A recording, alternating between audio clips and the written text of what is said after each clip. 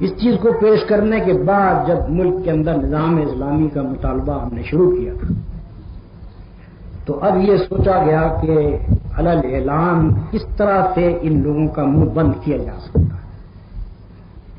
یہ کہا نہیں جا سکتا کہ تم یہ مطالبہ غلط کر رہے ہو، یہ کہا نہیں جا سکتا کہ تمہاری یہ بات ہم تسلیم کرنے کے لیے تیار نہیں ہیں. اس وجہ سے ایک سازش بنائی گئی تاکہ کسی طرح سے مجھے اور میرے ساتھیوں کو پھانسا جائے. اور وہ سازش یہ تھی کہ پشاور میں ایک صاحب میرے پاس تشریف لائے جنہوں نے آ کر یہ کہا کہ میں آزاد پاکستان کا پبلسٹی آفیسر ہوں، آزاد کشمیر کا پبلسٹی آفیسر، میں آپ سے ملنا چاہتا ہوں علیحدگی. میں نے تخلیے میں ان کو بلا لیا. انہوں نے آ کر کہا کہ آپ کشمیر کے جہاد میں حصہ کیوں نہیں لے رہے. میں نے کہا کہ اس کی ایک وجہ ہے جو میں بیان نہیں کرنا چاہتا. ان کا کم از کم مجھے تو معلوم ہونا چاہیے، میں ذاتی طور پر آپ سے دریافت کروں. میں نے ان سے کہا کہ جس قوم سے پاکستان کی حکومت نہ لڑ رہی ہو اس قوم سے پاکستان کے افراد کیسے لڑ سکتے ہیں، یہ بات میری سمجھ میں نہیں آتی. لیکن میں اس کا علل اعلان اظہار نہیں کرتا، خاموشی کے ساتھ دیکھ رہا ہوں. مناسب نہیں سمجھتا ہوں کہ اس مسئلے کو چھیڑوں. دوسرے روز انہوں نے اس مقام پر دو ایک جملے ریکارڈ نہیں ہو سکے تھے. مولانا مغفور نے یہاں یہ بتایا تھا کہ دوسرے روز ان صاحب نے میرے بارے میں یہ بیان دے دیا کہ میں جہاد کشمیر کو حرام سمجھتا ہوں، اور یہ کہ جو لوگ کشمیر میں جانے دے رہے ہیں وہ حرام موت مر رہے ہیں. اس کے بعد اس کو نہایت بڑے پیمانے پر پھیلایا گیا اخبارات اور سری نگر ریڈیو نے اس کا فائدہ اٹھانا شروع کیا اور وہ روز اس کو سنانے لگا. جو مسلمان لڑ رہے تھے کشمیر میں ان کو وہ باقاعدہ ریڈیو کے ذریعے سے یہ بتایا جاتا رہا کہ پاکستان کا ایک عالم فلاں و فلاں جس کی یہ حیثیت ہے وہ یہ کہہ رہا ہے کہ تم حرام موت مرو گے اگر ہمارے خلاف لڑو. میں نے ریڈیو پاکستان کو لکھا کہ ریڈیو پاکستان ریڈیو کشمیر بالکل غلط پروپیگنڈا میرے نام سے کر رہا ہے. مجھے اجازت دیجیے کہ میں آ کر خود اس کی تردید کروں اور یہ کہوں کہ جھوٹا پروپیگنڈا ہے، میں نے یہ بات نہیں کہی.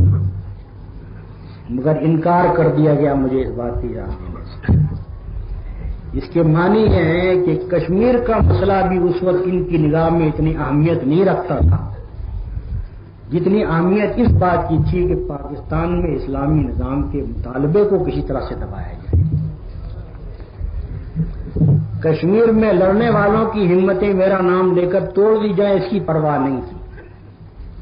ایک جھوٹی بات میری طرف منسوخ کی گئی، اس کی تردید کرنے کا مجھے موقع نہیں دیا گیا.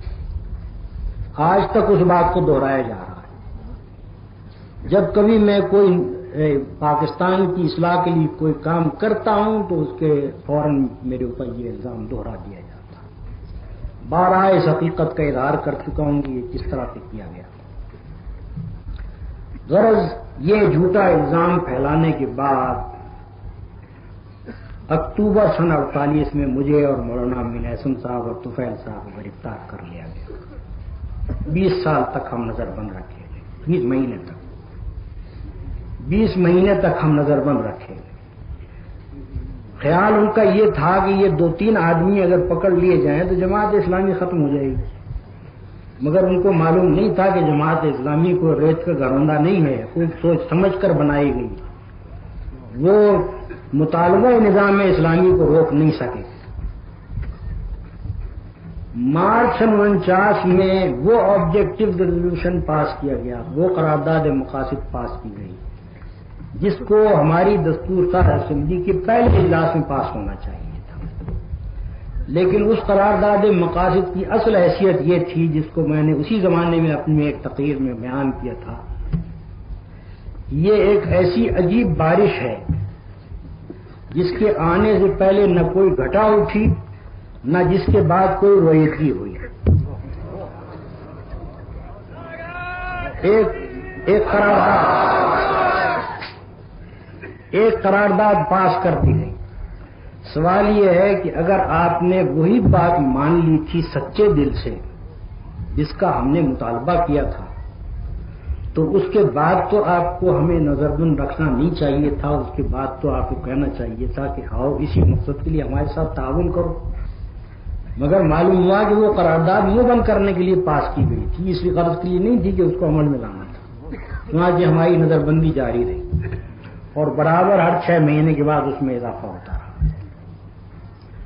وہ تو اتفاق کی بات ہے کہ ایک مقدمے میں عدالت نے یہ فیصلہ کر دیا کہ ایک آدمی کی نظر بندی میں 3 مرتبہ سے زیادہ توسیع نہیں کی جا سکتی. اس وجہ سے، اور وہ ایک اور مقدمے میں فیصلہ ہوا تھا، اس وجہ سے ہم رہا ہو گئے. ورنہ قرارداد مقاصد پاس کرنے والوں کا ارادہ یہ تھا کہ جب تک وہ زندہ ہیں اس وقت تک ہم جیل سے باہر نہیں آ سکتے.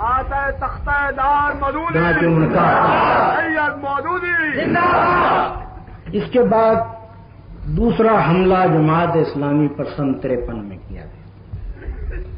میں صاف صاف کہتا ہوں کہ ختم نبوت کی تحریک اٹھوائی گئی تھی اس غرض کے لیے کہ مطالبہ نظام اسلامی کو روکا جائے. منیر رپورٹ سے یہ بات ثابت ہو چکی ہے، دستاویزوں سے ثابت ہو چکی ہے.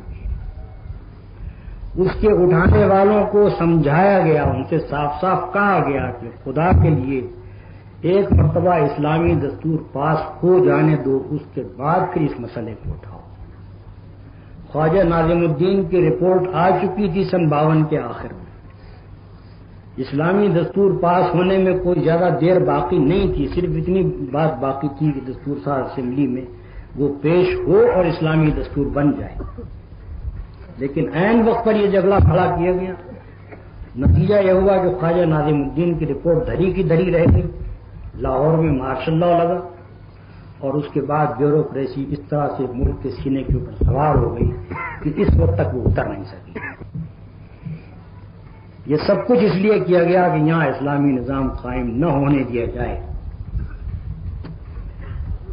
سن 1949 سے ایک باقاعدہ سرکاری مشینری جماعت اسلامی کے خلاف پروپیگنڈا کرنے کے لیے قائم کی گئی.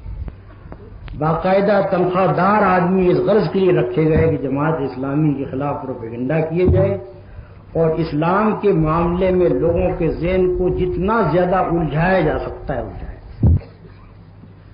یہ 1949 سے شروع ہو کر ایوب صاحب کے دور تک یہ کام برابر جاری رہا ہے. سرکاری خزانے سے لاکھوں روپیہ اس پر صرف کیا گیا ہے. سینکڑوں کتابیں شائع کی گئی ہیں، سرکاری طور پر ان کو پھیلایا گیا ہے، مدرسوں میں پہنچایا گیا، ہر طبقے میں پہنچایا گیا. کوئی کسر نہیں اٹھا رکھی گئی جماعت اسلامی کو اور مجھے بدنام کرنے کی، اور ہر ممکن طریقے سے کوشش کی گئی کہ کسی طرح سے لوگوں کے ذہن میں اتنا گھپلا ڈال دیا جائے کہ لوگ یہ سمجھیں کہ اسلام کے پاس نہ کوئی سیاسی نظام ہے، نہ کوئی معاشی نظام ہے، نہ اسلام کوئی قانون دیتا ہے، نہ کوئی اصول دیتا ہے. یہ کام برابر ہوتا ہے. 1955 سے علماء کا ایک گروہ مستقل طور پر مجھے اور جماعت اسلامی کو گالیاں دینے میں لگا ہوا ہے. 1955 میں جب میں جیل میں تھا اسی وقت سے یہ کام ہوتا.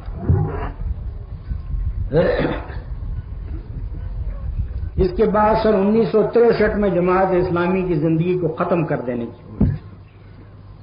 اسی شہر لاہور میں جماعت اسلامی کا اجتماع عام ہم نے کیا.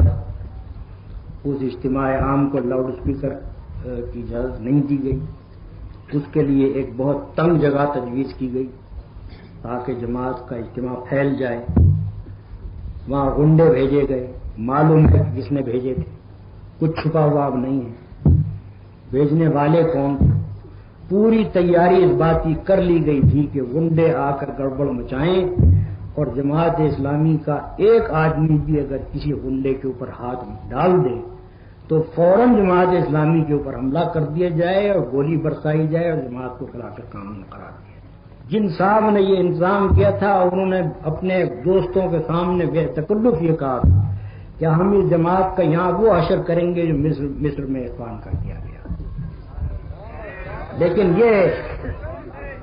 یہ اللہ کا فضل ہے، جماعت اسلامی کی اتنی زبردست تربیت ہو چکی تھی اور جماعت اسلامی اتنی منظم ہو چکی تھی کہ جماعت کے ایک آدمی نے کسی گنڈے پر ہاتھ نہیں ڈالا. گنڈے ادھر سے ادھر تک کودتے پھرے اور قناتوں کی رسیاں کاٹتے پھرے، ہر طرف انہوں نے گڑبڑ مچائی. جب انہوں نے دیکھا کہ یہاں تو کوئی کچھ بولتا ہی نہیں تو آخرکار خود شرما کے چلے گئے. جماعت اسلامی کا جلسہ جس طرح ہو رہا تھا اسی طرح ہوتا. ان لوگوں کو یہ خیال تھا کہ جماعت میں اگر گولی چلائی جائے گی اور میری طرف پستول کر کے گولی چلائی جائے گی تو میں کسی تخت کے نیچے چھپ جاؤں گا. لیکن جب ان کو معلوم ہوا کہ یہ آدمی کھڑا رہا ہے اس سارے دوران میں اور 1 منٹ کے لیے بیٹھا بھی نہیں ہے تو ان کے آواز باختہ ہو گئے. ان کو معلوم ہو گیا ہے کسی اور قسم کے آدمی سے سابقہ ان کو درپیش ہے.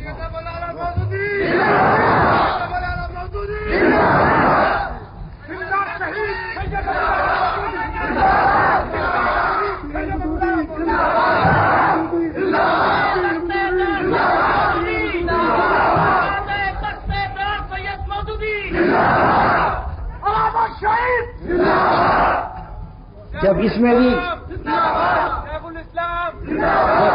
اس میں بھی یہ لوگ ناکام ہو گئے تو آخرکار سن 64 میں جماعت اسلامی کو باقاعدہ بین کر دیا گیا.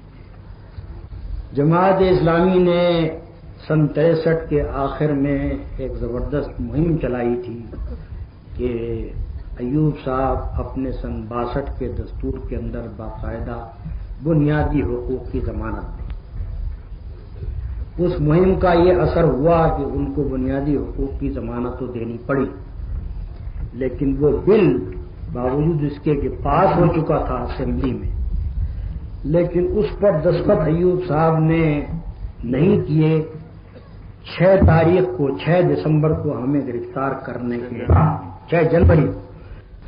6 جنوری سن 64 کو ہمیں گرفتار کرنے کے 4 دن بعد انہوں نے بنیادی حقوق کے بل کے اوپر دستخط. ارادہ یہ تھا کہ پہلے اپنا یہ کام کر لیں تاکہ بنیادی حقوق سے ہم کوئی فائدہ نہ اٹھا سکیں.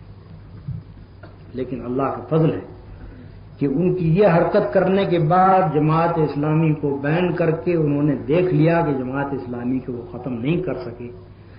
جس روز عدالت نے یہ فیصلہ کیا کہ جماعت اسلامی کو بین کرنے کا حکم خلاف قانون تھا، اس پر 24 گھنٹے نہ گزرے تھے کہ جماعت اسلامی پھر اسی جگہ کھڑی تھی جہاں سے بین ہوا. یہ سب کچھ کس چیز کا نتیجہ ہے؟ اسی طرح سے جب مارشل لا لگا تھا سن 58 میں، اس وقت 45 مہینے تک جماعت اسلامی ممنوع رہی. میں نے اس زمانے میں بھی صاف صاف یہ کہہ دیا تھا کہ آپ ان تدبیروں سے جماعت اسلامی کو ختم نہیں کر سکتے ہیں. جس روز آپ کا مارشل لا اٹھے گا اسی روز جماعت اسلامی فوراً کھڑی ہو جائے گی. 24 گھنٹے سے زیادہ دیر نہیں لگے گی. اس وقت بھی جس وقت جماعت بین اٹھا تھا اس وقت بھی 24 گھنٹے کے اندر جماعت اسلامی کھڑی ہو گئی، اور سن 64 میں جب بین ہٹایا اس کے بعد بھی جماعت اسلامی 24 گھنٹے کے اندر کھڑی.